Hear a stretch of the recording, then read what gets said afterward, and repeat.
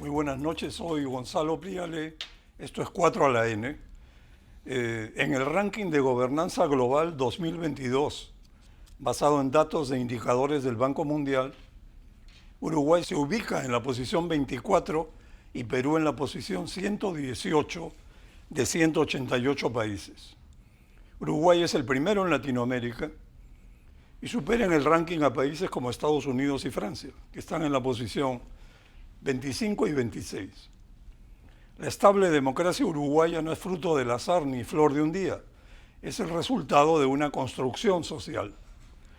Conversaremos hoy sobre la experiencia uruguaya y sus fortalezas, al lado de la experiencia peruana y los retos que nos aguardan en las próximas elecciones generales.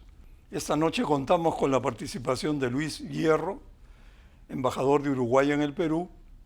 El embajador Hierro ha sido diputado, senador, ministro y vicepresidente de su país. Están también en la mesa Álvaro Hensler, presidente ejecutivo de la Asociación Civil Transparencia, y José Eliche, director ejecutivo de Proética y exministro del Interior. Muy buenas noches a ustedes tres, bienvenidos. Un gusto tenerlos acá.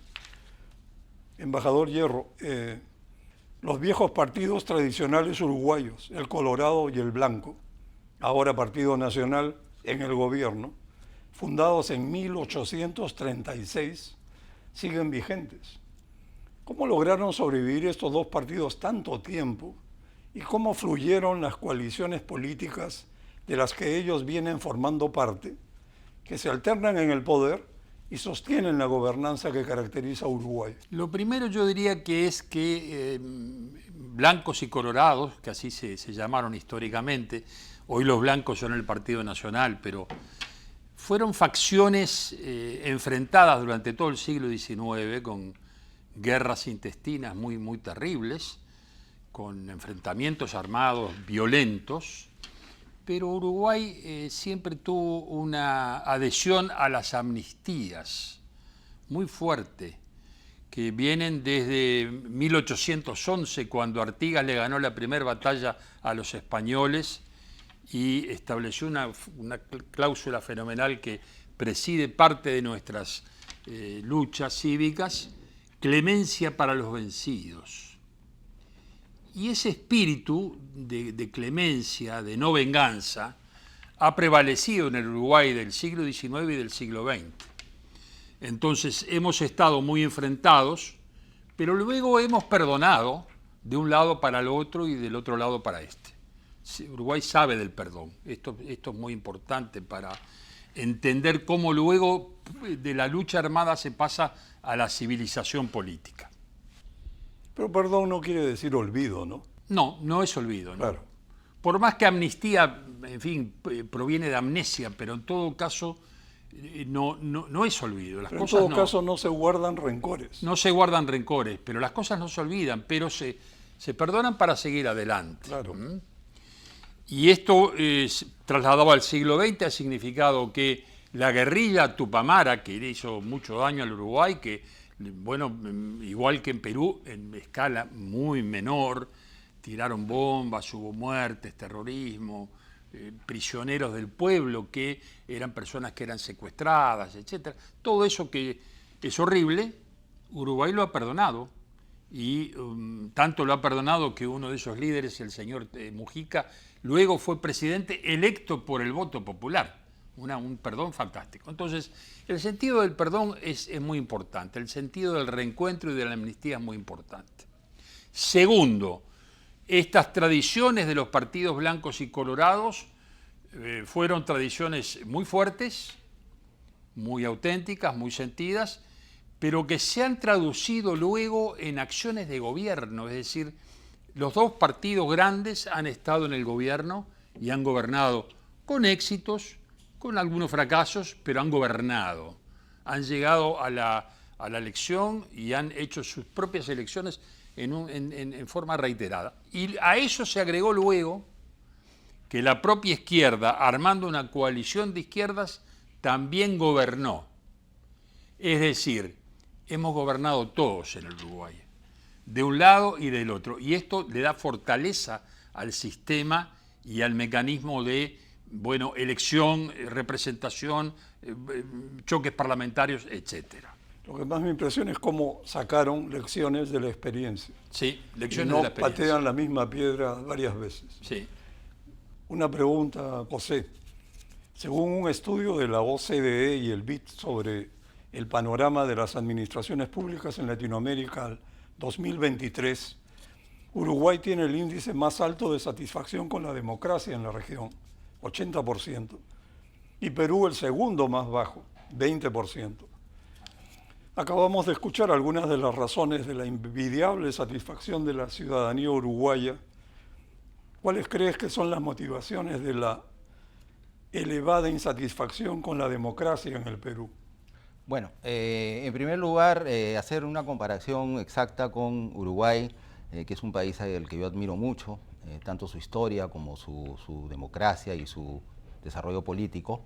Es un poco complicado porque el Perú es un país mucho más diverso y que no ha logrado conservar, digamos, ¿no?, una tradición política y mucho menos democrática a lo largo de la historia, y tampoco se han conservado partidos que se hayan originado en el siglo XIX hasta el siglo XX, ¿no?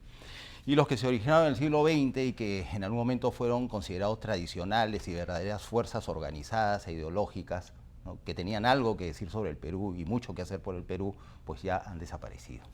Y tenemos además un panorama completamente distinto de organizaciones políticas que tratan de serlo, pero en el fondo no lo son, es decir, no satisfacen eso. En cuanto a la pregunta en sí, ayer justo estuvimos en la presentación previa a lo que va a ser ya la presentación final del informe sobre el Índice de Desarrollo Humano del Programa de Naciones Unidas para el Desarrollo, y dentro de las exploraciones que han hecho mediante encuestas, había una conclusión muy importante. O sea, en el Perú, la mayoría de los peruanos, un porcentaje muy alto, cree en la democracia, ¿no? Pero en lo que no cree es en la forma como la democracia se hace en nuestro país, ¿no? O sea, en la idea de la democracia, de la participación, de instituciones que sostengan un modelo democrático, creemos, pero no creemos en la forma como se está haciendo o como se ha tratado, se está materializando esa idea de la democracia. O sea, es la práctica, la praxis, lo que hacemos todos los días, lo que vemos en el Congreso, lo que vemos desde el gobierno, en los gobiernos regionales, en los gobiernos locales, lo que genera, digamos, esta sensación de que la democracia en este momento no está funcionando en el país. Álvaro, las narrativas provenientes de ambos lados políticos chocan y aumentan un tipo de polarización en el país. No hay contraste de programas, hay un choque de antis y el otro es el enemigo. ¿Cómo articular coaliciones en medio de este tipo de polarización destructiva y perniciosa? Primero que ese es el desafío de la polarización y la imposibilidad de generar acuerdos mínimos entre diferentes, es un drama mundial. De hecho, en el informe anual de The Economist de este año, el título del informe de democracia es La era del conflicto. Y eso lo vemos en una serie de sociedades desarrolladas, países nuestros. Vivimos en una etapa muy, muy complicada de conflictividad y de polarización. En el Perú en particular, ¿no? De hecho, hay una encuesta mundial de Ipsos que pregunta a los ciudadanos si en tu país piensas que hay una especie de guerra cultural o política, ¿no? ¿Cuál es el nivel de conflictividad? Y el Perú está en el top 10 de países.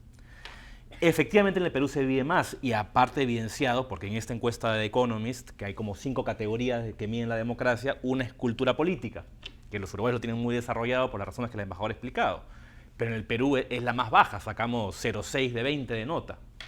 Ahora, en ese escenario de polarización, también es cierto que los extremos muchas veces son mucho más visibles, más vocales, tienen más tribuna, cuando en realidad, con mucha data, hay una gran mayoría de peruanos, si quieres centristas, tanto de derecha como de izquierda, sensatos, que más bien quieren algo diferente, ¿no? Porque en estos extremos no es tanto un extremo en el Perú hoy ideológico. El problema de representación política en el Perú es que la criminalidad, la ilegalidad, el interés mercantilista ha penetrado y ha disuelto cualquier sentido de narrativo ideológico de nuestro país, ¿no? ¿Qué hacer frente a eso? Hay en los últimos 18 meses muchos intentos, desde sindicatos, sector privado, sociedad civil, Transparencia tiene varios esfuerzos, que intenta en estas evadiendo a los radicales, a los extremos, comenzar a generar una narrativa diferente, uno, para sancionar moralmente a los extremistas que generan esa polarización infructuosa, y a la misma vez comenzarle a dar voz a otros actores políticos de todo el espectro ideológico para que comiencen a hacer la política que el Perú ha abandonado en discutir y en generar un imaginario diferente para la sociedad. Bueno, embajador, ¿qué motivó las coaliciones que se formaron en Uruguay? ¿Fueron razones programáticas de gobierno, afinidades ideológicas, circunstancias coyunturales o pragmatismo? ¿O una combinación? Es una combinación de todo eso.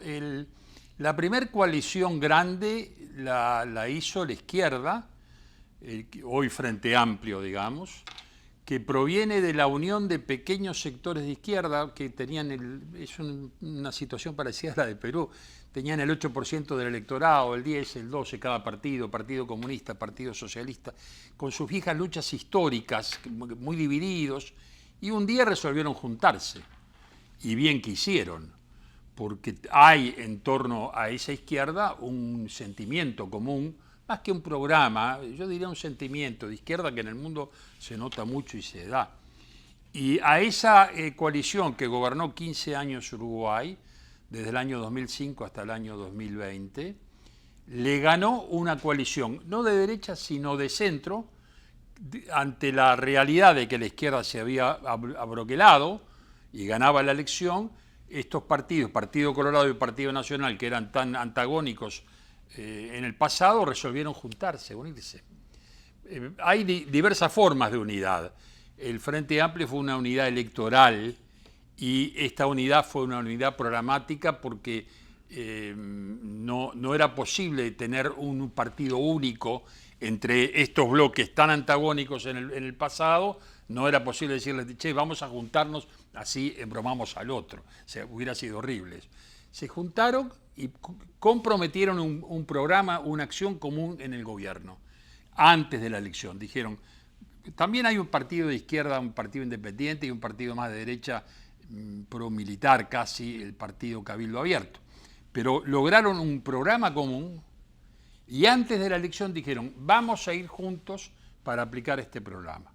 Y esto dio muchos resultados y esta coalición republicana, así se llama, ganó la elección en el año 19.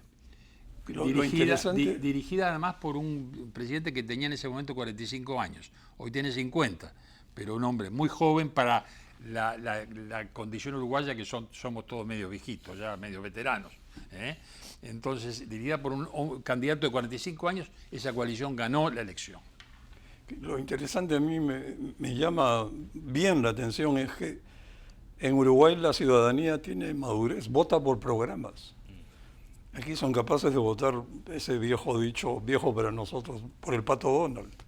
Oye, si me permites agregar algo de la historia de esta coalición multicolor que pasó en Uruguay hace unos años, lo interesante, tratando de trasladar nuestro modelo peruano, es que en el caso de Uruguay fueron 5 candidatos presidenciales que corrieron por separado y tuvieron la madurez de decir, quien gane y pasa segunda vuelta, nos unimos a él, y efectivamente, a la semana que pasó la calle segunda vuelta y se unieron, hay un documento que está en redes, que es un documento de 100 páginas, que se pusieron de acuerdo los 5 partidos para sacar lo mejor de cada plan de gobierno y lo presentaron a la ciudadanía. Entonces, aquí no hubo ningún cambio de ley para poder hacer eso. En el Perú podría hacer el mismo ejemplo y requiere simplemente desprendimiento y madurez de los políticos de tener ese acto de madurez para la gobernabilidad del país. Vamos a hablar de eso un poco más adelante. Ahora quería preguntarte, Álvaro, ¿a qué atribuyes el marcado y continuo deterioro de las condiciones políticas y sociales en el país en la última década, o mejor dicho, en los últimos 8 años? Es muy lamentable que en un año deberíamos celebrar nuestro bicentenario con la batalla de Ayacucho, donde se inaugura una obra como el puerto de Chancay, el aeropuerto, sigamos indignados por una serie de indicadores sociales que están estancados o han retrocedido muy fuertemente o están estancados. La pobreza ha retrocedido, la anemia está estancada, la inseguridad está aumentando gravemente, la educación está empobreciéndose. Todo indicador social consistente de competitividad de economía está ralentizado o retrocediendo. Y claramente la responsabilidad es los gobernantes en los gobiernos del Ejecutivo del nivel subnacional y la representación política. Y acá hay dos elementos que podemos aprender de la experiencia uruguaya. Lo primero es que en el Perú, desde 1990, desde el 2000 en adelante, había una continuidad de gobiernos que han sido electos y han terminado su mandato. Hemos regresado a nuestra época inicial de la República, donde tenemos 7 presidentes en 7 años, con lo cual es absolutamente imposible gobernar con el cambio de presidentes y con el cambio de ministros. Y lo segundo es, hay un consenso, y Pepe puede dar fe de eso, de una burocratización. El Estado está dejando de funcionar como debiera, hemos perdido el principio de meritocracia y ha entrado el principio de la mediocridad. Y finalmente, y muy grave, y tenemos varias iniciativas para el 2026 en eso, la representación política lamentablemente ha sido penetrada muy clara y evidentemente por intereses criminales, ilegales, mercantiles, defendiendo la educación de mala calidad, el transporte de mala calidad, la minería informal e ilegal. Entonces, si es que una masa crítica de quienes nos gobiernan defienden esos intereses, pues claramente no va a haber ningún interés en defender el interés público. Tenemos que entonces trabajar en tener una mejor clase política, o no es una masa crítica de senadores y diputados con una decencia y un carácter democrático que sean capaces en un ejecutivo de comenzar a recuperar la habilidad del Estado de poder proveer el mínimo de soluciones sociales a la población. Creo que bien dicho. Vamos a profundizar un poco más adelante. José, hablemos un poco de fragmentación. El 2006 hubo 20 candidatos presidenciales y 21 listas congresales. Pasaron a la segunda vuelta Ollanta Humala con 30%, Alan García con 24% y Lourdes Flores tercera ahí cerca con 23.8%. Entre los 3 primeros acumularon 79% de los votos. En el 2021 hubo 18 candidatos presidenciales y 20 listas congresales. Pasaron a la segunda vuelta Pedro Castillo con 19%, Keiko Fujimori con 13% de los votos. Entre ellos acumularon solo 32% de los votos. ¿En qué se diferencian la fragmentación del 2006 y la que se nos viene el 2026? ¿Por qué se ha dispersado tanto el voto?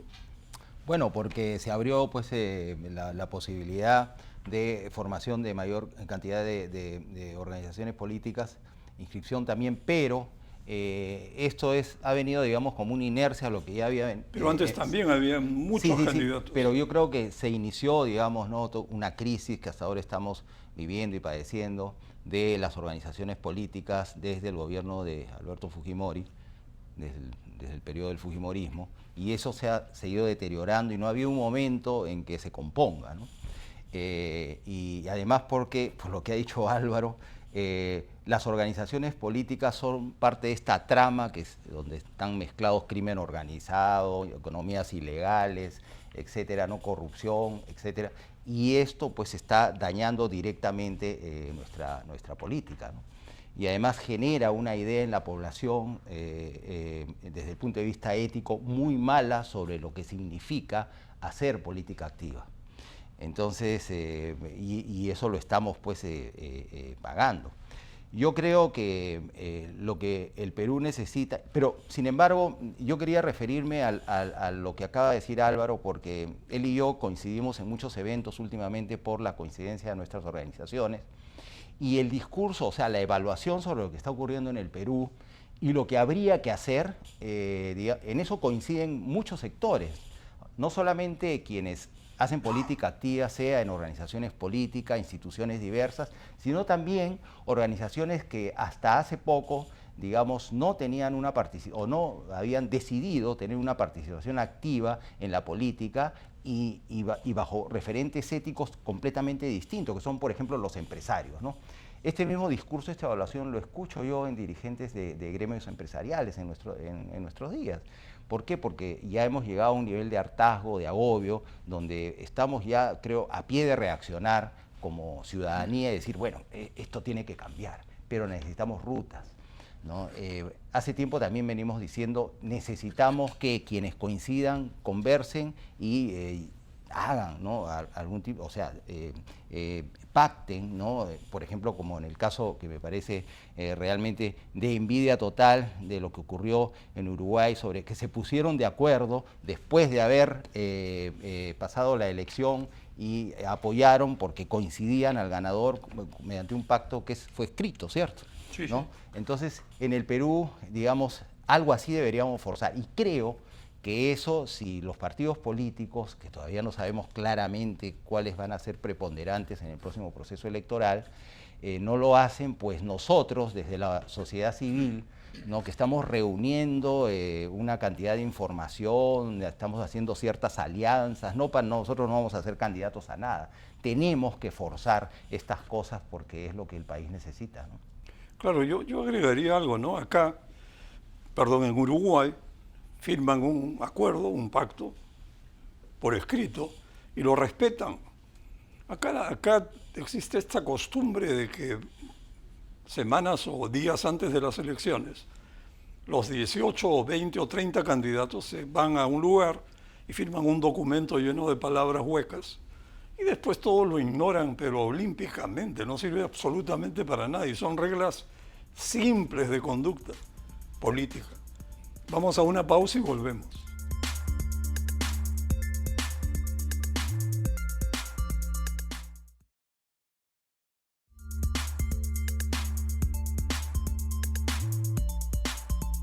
Embajador Hierro, ¿cuáles son las reglas electorales del Uruguay? ¿Cuál es el mecanismo de la elección presidencial y congresal?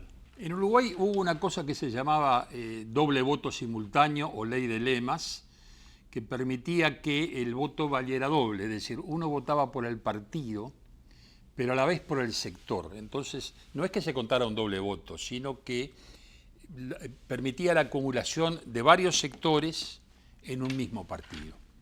Y esto le dio precisamente... ¿Qué es un sector? Un sector es una, bueno, allá le decimos lista, digamos, el señor Álvaro saca la lista 10 y yo saco la lista 20, pero estamos en el mismo partido y podemos acumular nuestros votos. Esto es lo que le dio elasticidad y perduración a los partidos grandes, ¿verdad? Por eso fueron grandes partidos. Podían ser un poco dispersos, porque en un momento el Partido Colorado, al que yo he servido siempre, tuvo hasta 7 candidatos a presidente. Ese desvío o vicio se corrigió en la última reforma de la Constitución, que fue en el año 1997. Eliminamos la multiplicidad de candidatos a presidente. Puede haber multiplicidad de candidatos a senadores o diputados, pero cada partido tiene que presentar un único candidato a presidente, para lo cual se estableció un mecanismo de ley interna, elección interna, previa, una primaria, digamos, en la cual el partido elige a su candidato único. En este momento estamos en elecciones nacionales en Uruguay, son el domingo 27 y el domingo de octubre y el domingo 24 de noviembre, segunda vuelta, según la cual cada partido tiene un candidato a presidente y a la segunda vuelta pasan los 2 más votados en la primera vuelta. Es una carrera de obstáculos, digamos. Y este sistema está dando resultado porque el balotaje o segunda vuelta electoral lo que permite es la configuración de grandes bloques. Va a haber un 49% de los uruguayos que van a votar a un candidato y un 50% que van a votar a otro. Y un 1% que votan por terceros, en fin, o que votan en blanco, o que rompen el voto, que son muy pocos los casos en Uruguay. En Uruguay la gente es votadora, le gusta ir a votar. Y una pregunta, ¿cuántos candidatos presidenciales postulan en la primera vuelta? Hoy, con posibilidades, 3.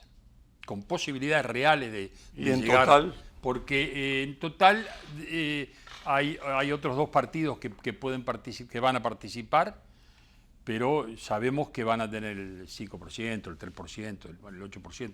Pueden llegar a parlamentarios, pero no a presidente.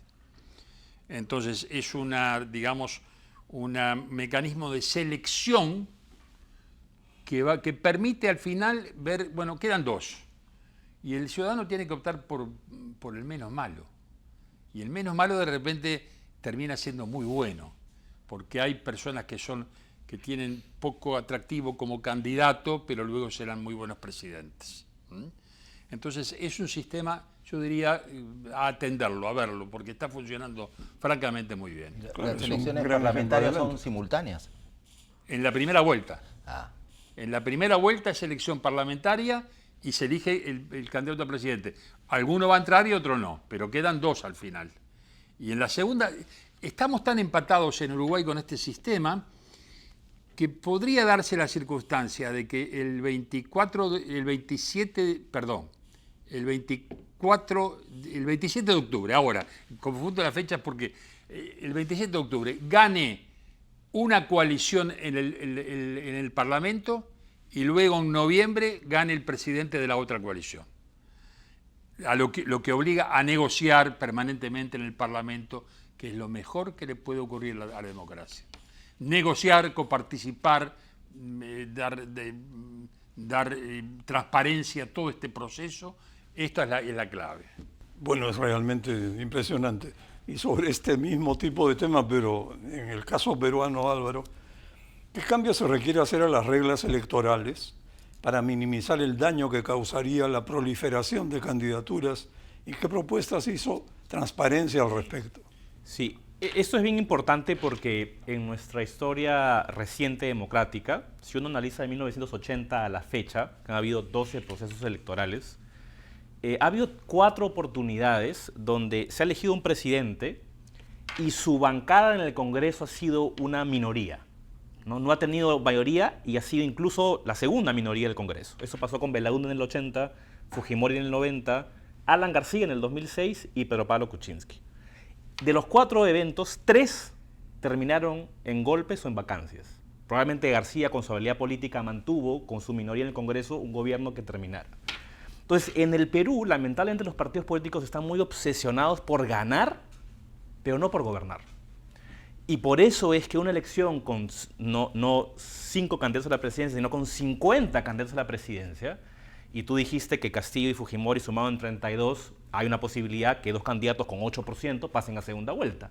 Es decir, 85% de peruanos no votaron en primera vuelta por ellos. Aparte que solo concurren a votar el 70%. Entonces, imaginando que ese modelo continúa sin ningún cambio, gana tal persona, va a tener en el Senado de Diputados una bancada muy pequeña y otra vez continuamos esta vorágine abismal de querer cambiar los presidentes y no poner gobernabilidad. Frente a ese escenario, Transparencia, en conversación con diferentes partidos políticos, ha dicho tenemos que buscar la fórmula de reducir antes de la elección final la cantidad de partidos políticos y motivar coaliciones, motivar consensos. Y hay 3 propuestas muy concretas. La primera, que ya hay un proyecto de ley en el Congreso, es disminuir esa valla adicional que se le pide cuando formas alianzas, ¿no? Hoy, si armas alianzas, tienes que aumentar 1% de valla para sobrepasarla. La idea es eliminarla por cada partido. Hay un proyecto de ley en el Congreso, hay varios proyectos de ley en relación a ese sentido. Lo segundo es que en las primarias, inicialmente las PASO eran el mecanismo, como pasa en Argentina, de que al tener 40 partidos políticos iban a las PASO y eso reducía la cantidad de partidos finales. Al quitarse las PASO, nuestra sugerencia es que en las elecciones primarias, que hay un mecanismo para que los delegados elijan a los candidatos, también hay una valla mínima de delegados en la elección de los delegados. Eso tiene alguna oposición por diferentes razones de algunas bancadas, pero ese es un mecanismo. El tercer mecanismo, que es el que sentimos que ha sentido más pegada en partidos políticos, es una suerte de ley de lemas, pero es más parecido al modelo mexicano, que son los frentes presidenciales. Es decir, tienes 3, 4, 5, 6 partidos políticos, cada partido político corre con su lista congresal, pero acuerdan tener una única plancha presidencial. En México concursaron 8 partidos políticos, pero hubo 2 grandes candidatos a la presidencia. Y esa tiene la bondad, primero la bondad de mantener la identidad parlamentaria de cada partido, pero al generar ese frente o coalición, tener una conversación previa para generar ciertos acuerdos programáticos mínimos y aparte asegura un poco la gobernabilidad cuando ese partido sea electo, ¿no? Es una ley que estamos conversando con bancadas en el Congreso, porque estamos muy convencidos en transparencia que si no hay ningún cambio o de ley o de actitud de los políticos, tener 50 candidatos a la presidencia no es conveniente para nadie en el Perú. Pero no has mencionado el tema del financiamiento de campañas. Hay un elemento adicional que justamente es... el financiamiento es un elemento fundamental en las campañas políticas. El Perú tuvo un momento un modelo híbrido, privado y público. Por sucesos que pasaron, por Odebrecht y demás, pasamos al modelo de financiamiento público. Hace poco había una conferencia internacional de idea internacional tratando de preguntarnos si ese modelo hay que continuarlo en el tiempo. Porque básicamente el problema de las campañas es que hay financiamiento ilegal de economías ilegales que financian muchos partidos políticos y que están fuera del radar. Y que se nota ahora en las leyes que están Exactamente. apareciendo. Por eso nosotros saludamos que se comience una conversación para regresar a un modelo híbrido con muchos más elementos de transparencia, con candados, asegurando, digamos, hacerle seguimiento al dinero y que no haya vínculo de conflicto de intereses. Y, digamos, las principales democracias del mundo tienen financiamiento híbrido.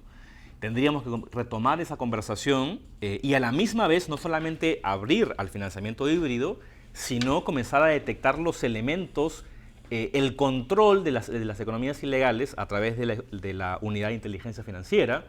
Nosotros hemos pedido un estudio a un argentino que tiene experiencia en estos sucesos en el mundo para detectar en el Perú cuáles son los vacíos en la regulación y los controles para detectar ese dinero en campañas y para poder visibilizarlo a través probablemente del periodismo de investigación. Sí, creo que es un punto clave, porque la verdad es que el país está ahora cerca de estar o está en manos de financiamientos ilegales que lo vemos todos los días. Lo peor de todo es que el país se está acostumbrando a esta pérdida de moral.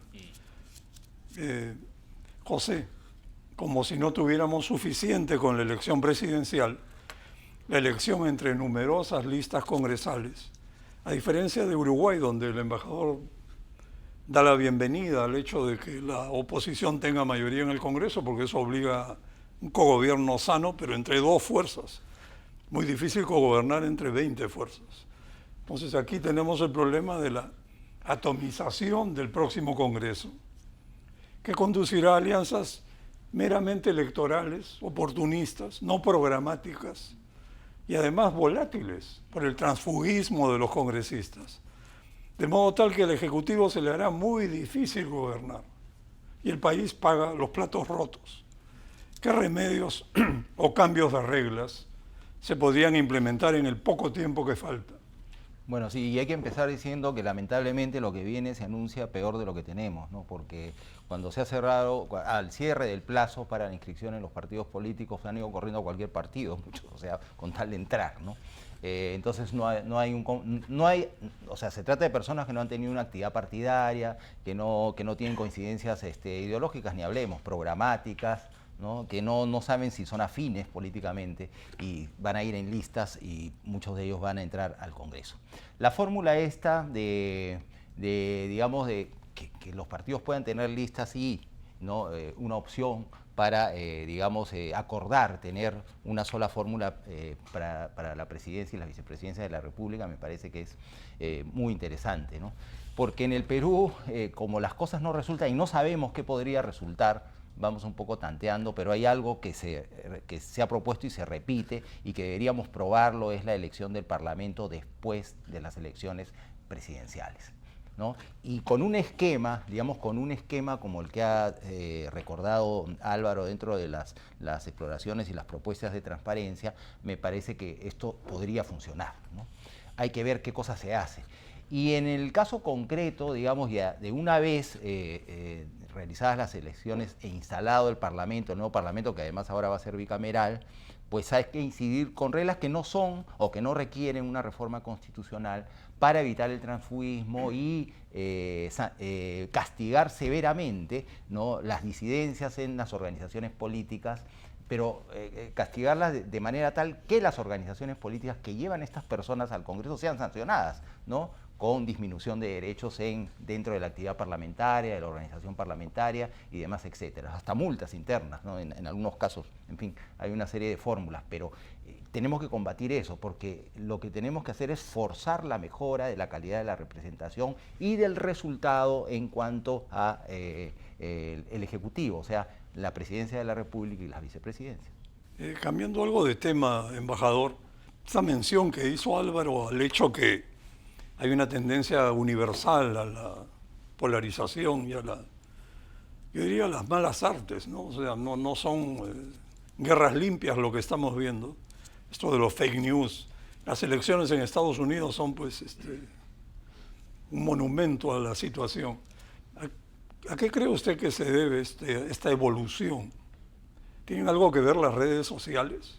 Tienen que ver sin duda, porque es muy fácil agraviar por una red. Agraviar personalmente, había un viejo político uruguayo que decía: hay que restablecer la ley de duelo. Ustedes sabían lo que era, no sé si en Perú había. En Uruguay había ley de duelo. Cuando alguien insultaba a otra persona, aquella otra persona podía, con testigos, etcétera, había un mecanismo establecido, retarlo a duelo y a pistola, con sable. Esto es de otra época, ya hoy no existe, pero en realidad tampoco existe la posibilidad de recurrir. Hay un agravio. En este momento hay una discusión en Uruguay sobre esto, porque un candidato a través de fake news hizo agravios contra otro candidato, ¿no?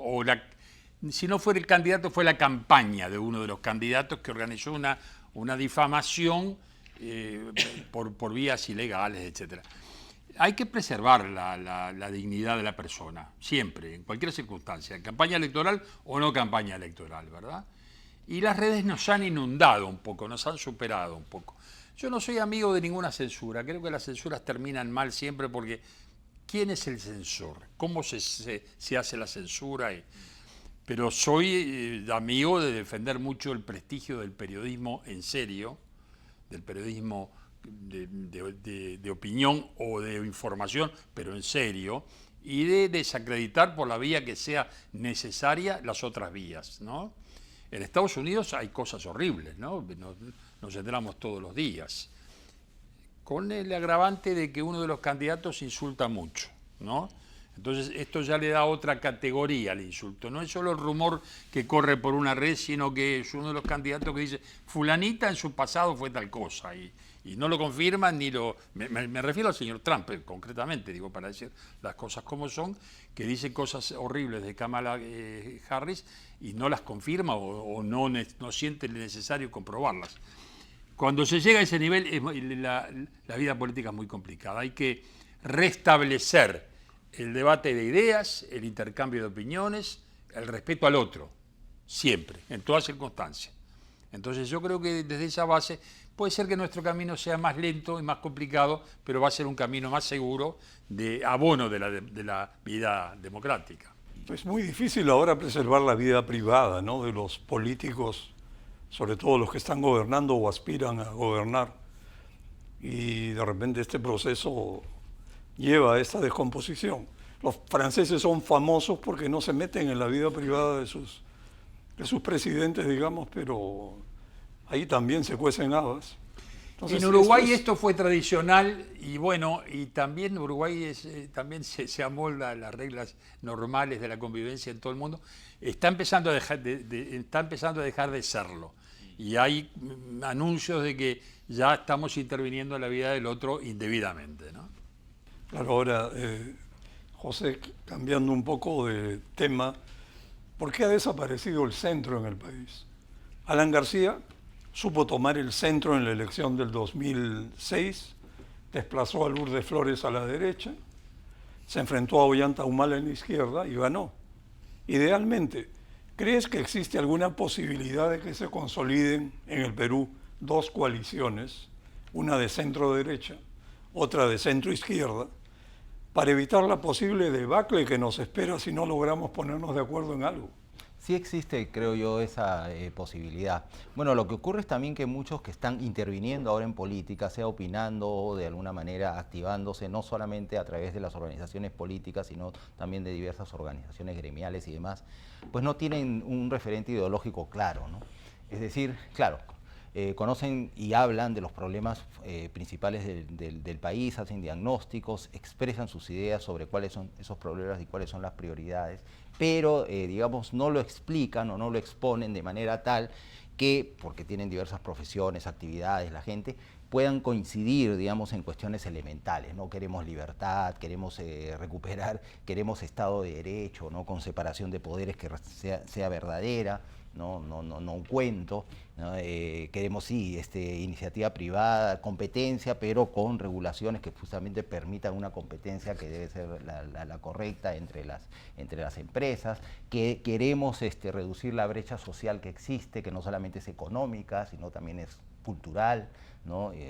Social, le digo yo en general, y así por el estilo. O sea, eso no lo tenemos. Pero sí, es verdad, es cierto que, digamos, hemos tenido gobiernos que se anunciaban un poco hacia la izquierda y al finalmente se tienen que ubicar en el centro, como equilibrando las cosas, ¿no? Igual, gobiernos un poco hacia la derecha que también tienen que, de alguna manera, pasar por el centro para poder desarrollar el gobierno.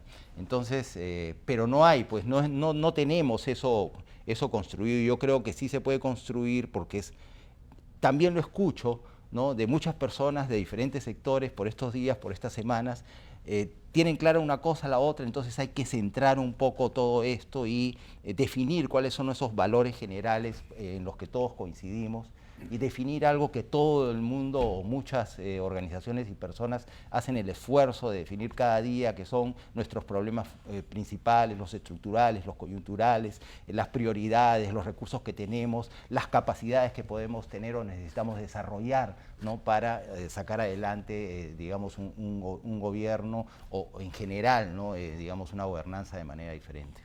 Pero hay un problema, ¿no? Uno suponía que por lo general un candidato gana por la izquierda y gobierna por el centro o quizás por la derecha. Pero con Pedro Castillo nos llevamos un baño de agua fría terrible.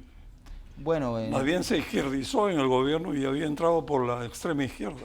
Y esto es algo que quizá debiera preocuparnos, porque por otro lado, cuando alguien entra por un lado y gobierna por otro, pierde la fe en lo que está haciendo y le sale algo que, como decimos en el Perú, no es ni chicha ni limonada.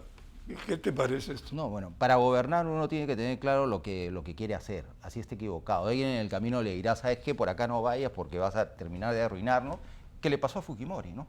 Le pasó a Fujimori cuando fue en su primer gobierno. Alguien le dijo, bueno, no vayas por acá porque vamos a terminar de arruinarnos. Y enderezó, dejó de lado a todo su equipo con el que llegó a la presidencia y se rodeó de personas que lo ayudaron, digamos, por lo menos en el tema económico, ¿no? Lo demás lo podemos cuestionar de varias maneras, pero por ahí sí, ¿no? Y más o menos creo que todos conocimos quienes estuvieron ahí, que no eran personas que tenían compromiso con ningún partido, pero eran tecnócratas o profesionales que vieron con claridad por dónde teníamos que ir para enderezar. Entonces, eso es, ¿no?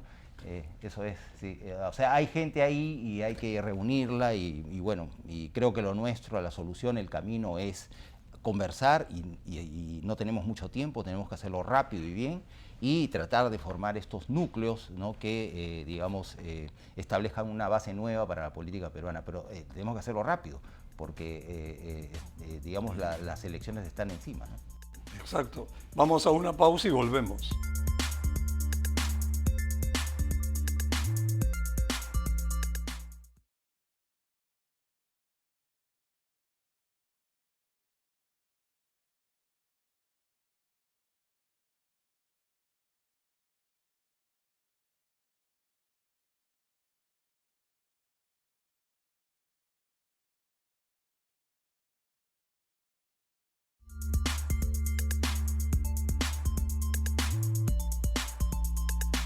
Álvaro, el rechazo y el desencanto de los ciudadanos por la política ha aumentado o se ha exacerbado.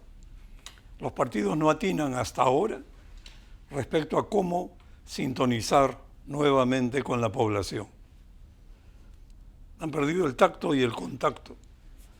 Esta indiferencia de los electores alimenta, por otro lado, la sensación de que cualquier aventurero puede sacarse la lotería y ganar las próximas elecciones. Fuera de los cambios urgentes que debe hacerse desde el Congreso a las reglas electorales, tú has mencionado varios, ¿qué se puede esperar de los partidos y sus líderes para que recuperen algo de la confianza ciudadana perdida? Cuando uno analiza en las últimas 2 décadas el accionar de los partidos políticos en el gobierno del Congreso, hay una clarísima correlación en relación a la popularidad de tal o cual candidato presidencial. Si uno analiza, por ejemplo, la popularidad o los votos que obtuvieron López Aliaga, Fujimori, Acuña en elecciones pasadas y la compara con las de ahora, ve una degradación. Para eso yo creo que hay 2 caminos, ¿no? Primero es la pregunta, ¿qué tienen que hacer los partidos políticos y sus líderes? Y lo otro, ¿qué debe hacer la ciudadanía? En relación a los partidos políticos, creo que en nuestras conversaciones hemos notado que son conscientes de ellos, al menos los que no están en el día a día en el Congreso, son conscientes de esa degradación y sí están buscando al menos hacer intentos de conversaciones y de diálogos y de buscar nuevos liderazgos y ojalá que sean exitosos, porque son ellos los partidos políticos los únicos que pueden postular a ser gobierno. Y por el lado de la ciudadanía sí me parece fundamental, porque por lo general se hacen campañas de voto informado en los últimos meses. Creo que es importante comenzar desde ya una campaña o iniciativas para concientizar a un grupo de la ciudadanía, sobre todo juvenil, más o menos del todo del padrón electoral, 60% son jóvenes. Y de los jóvenes, si bien es cierto que algunos se van del país, y algunos no quieren saber nada con la política, y la mitad de ellos no define si de izquierda o de derecha, sino que son más pragmáticos, sí hay un grupo de ciudadanos jóvenes bien importante que su indignación puede ser traducida a acción. Y yo creo que ahí hay un pedazo de población importantísima para actuar con ellos, para comenzar a generar conciencia y educación de cómo hay una correlación entre su voto y el futuro de sus vidas. Algunos podrán participar en vida partidaria, pero al menos hacer la conciencia de que el estudiar su voto, por qué partido tienen que elegir, por qué partido votar, por qué candidatura y después hacer vigilancia, tenemos que comenzar a recuperar la participación en la actitud cívica en esa población que está indignada, que está frustrada, pero que tiene que comenzar a ver que su día a día tiene que ver con el voto que hacen en el 2026. Y esa campaña no es un comercial, no es una campaña publicitaria, es un esfuerzo multitudinario que tiene que haber de la empresa privada, la sociedad civil, para comenzar a alertar a ese voto, para que no vote por aventureros, para que no vote por radicales, sino que sea más consciente en la importancia en su voto en las próximas elecciones. Es muy importante poder distinguir a un aventurero de alguien capaz de sacar al país adelante, ¿no? Embajador, en el caso uruguayo me llamó la atención. Escogieron al final de todos estos cabildeos, en el buen sentido de la palabra, al presidente Lacalle, que era un personaje joven, me imagino nuevo en política. ¿Cómo ocurrió esto? Y ahora hay un candidato del Partido Colorado que tiene 40 años y que nunca no tuvo un solo cargo en la administración, no fue diputado, no fue senador. Es abogado, viene de las redes, de la televisión, del manejo de los medios. ¿Qué ocurre? ¿Por qué yo creo que hay que apostar a los partidos? Porque los partidos son grandes filtros y son grandes universidades de la actividad política y del gobierno. ¿Por qué en Uruguay hay buenos elencos de gobierno? ¿Y por qué se confía en ellos?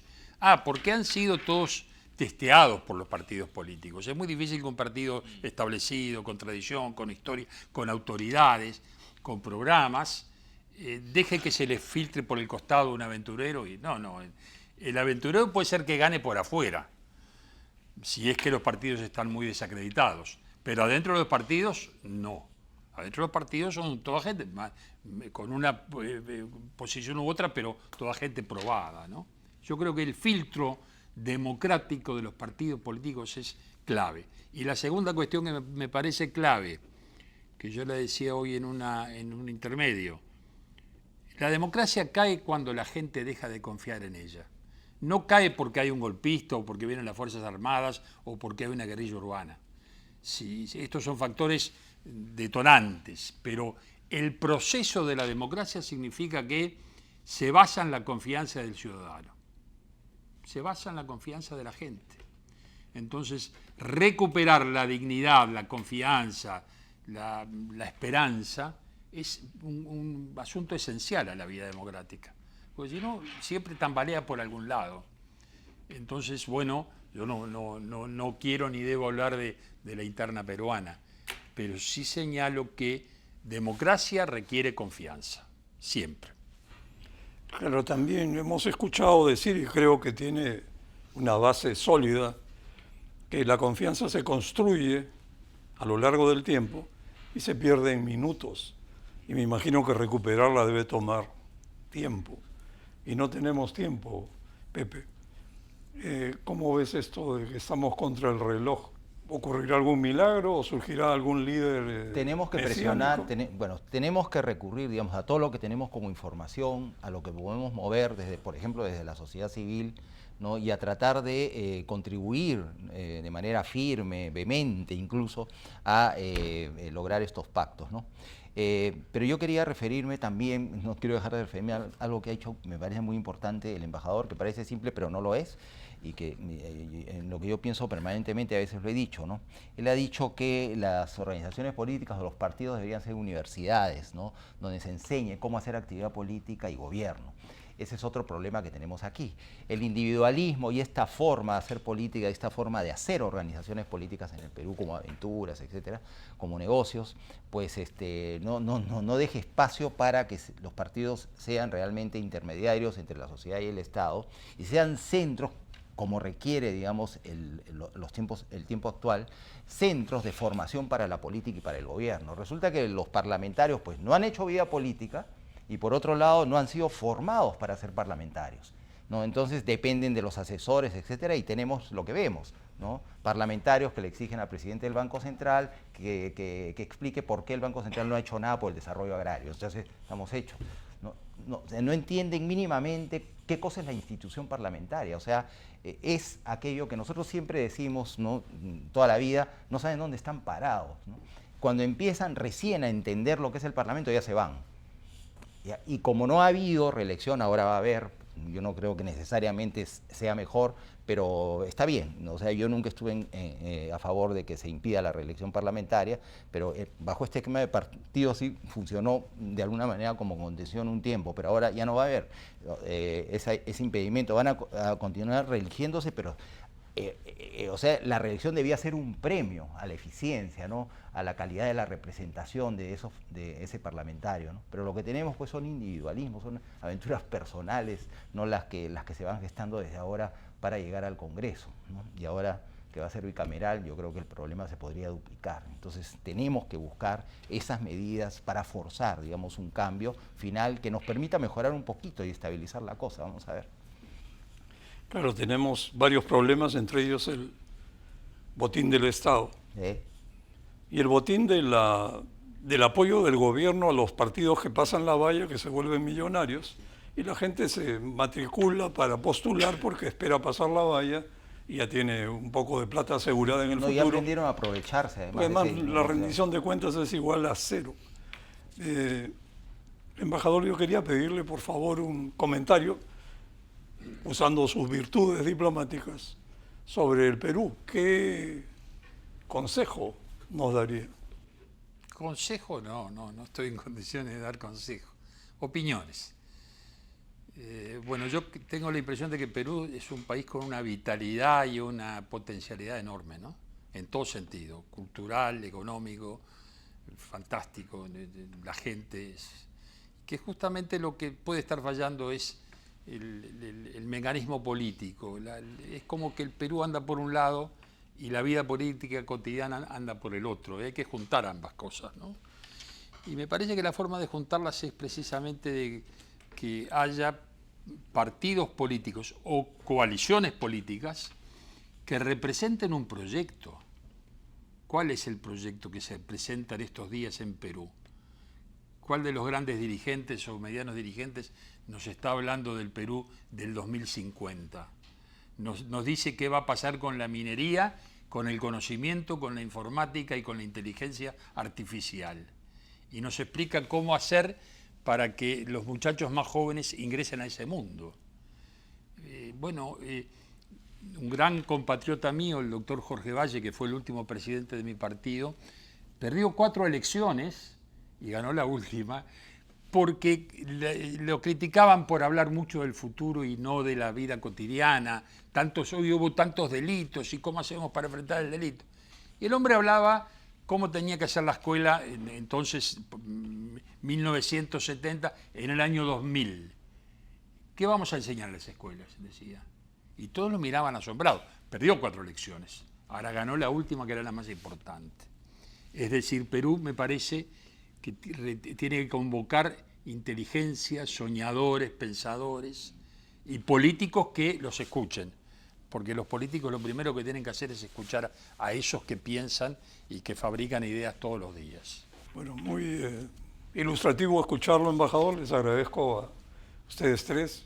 Ha sido retador escuchar la lección uruguaya. Me imagino que también tienen problemas como cualquier país. Desde ya, no saben desde ya. resolverlos.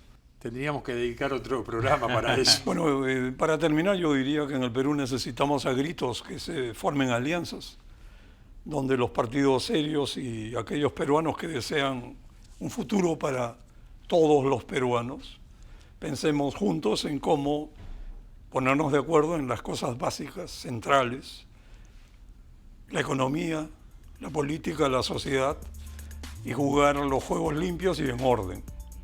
Muy buenas noches, ha sido grato conversar con ustedes. Gracias, muchas gracias.